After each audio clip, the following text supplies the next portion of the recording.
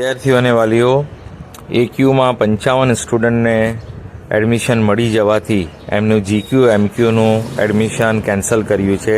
જે જીક્યુનું એડમિશન એમની પાસે હતું એટલે ઓલરેડી હતું અથવા તો એમણે ચોઇસ ફિલ કરી હતી એટલે એક્યુમાં મળવાના કારણે જીક્યુનું એમક્યુનું એડમિશન કેન્સલ થયું છે. એવા 55 સ્ટુડન્ટ છે. એમની મેરિટ લિસ્ટ વેબસાઇટ પર છે.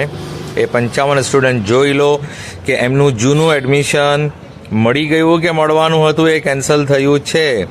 હવે તમને એક્યુમાં મળી ગયું છે તો એક્યુમાં કન્ફર્મ કરવાનું રહેશે અને કન્ફર્મેશનનો ઘણો લાંબો સમય આપ્યો છે, દિવાળી પછીનો છે.